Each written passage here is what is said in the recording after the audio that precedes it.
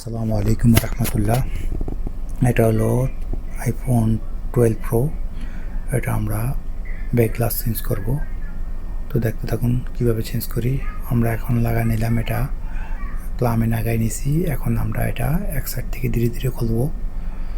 তো খোলার সময় একটা জিনিস খেয়াল করতে হবে, আমরা এখন যেই করতেছি এটা হলো হিটটা একটা সিস্টেমে নিয়ে আসছি, যে বেশি হিট দেওয়া যাবে না, কম দেওয়া যাবে না।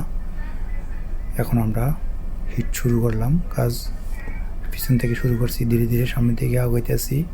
সর্বপ্রথম ফলো করতে হবে, দেখেন এই খুলতেছি, এটা হলো কি ওয়্যারলেস চার্জ। এটা খুব সূক্ষ্মভাবে করতে হবে। দেখেন ধীরে ধীরে এই জিনিসটা করতেছি, জিনিসটা খুব সূক্ষ্মভাবে করতে হবে। এখানে উল্টাপাল্টা করলে ওয়্যারলেস চার্জ কাম করবে না। এটা প্রথম শর্ত ব্যাক গ্লাস চেঞ্জ করার সময়।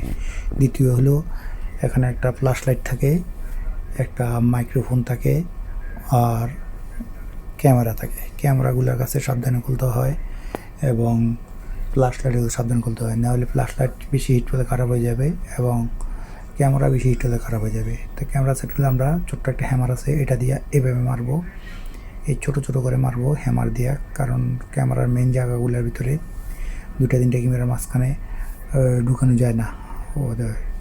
এইভাবে ছোটো ছোটো করে আমরা গুঁড়া করে নেব। তারপরে ধীরে ধীরে হিট দিব, ধীরে ধীরে হিট দিয়ে আমরা জিনিসটা ক্লিন করে নেব। কারণ সবচেয়ে সময় টাইম লাগে হলো ক্যামেরার সাইডগুলোর ভিতরে, কারণ সূক্ষ্মভাবে খুলতে হয়। একটু উল্টাপাল্টা হলে আপনার, না হলে আপনার প্লাস নষ্ট হয়ে যাবে, না হলে ক্যামেরা নষ্ট হয়ে যাবে। আলহামদুলিল্লাহ, দেখেন কমপ্লিট হয়ে গেছে। এখন আমরা ব্যাক গ্লাসটা নিয়ে আসলাম, এই ব্ল্যাক গ্লাসটা লাগাবো। ব্যাক গ্লাসটা দেখেন আলহামদুলিল্লাহ সুন্দরভাবে লেগে গেছে। তো এই পর্যন্ত সবাই দেখবেন, ভালো থাকবেন।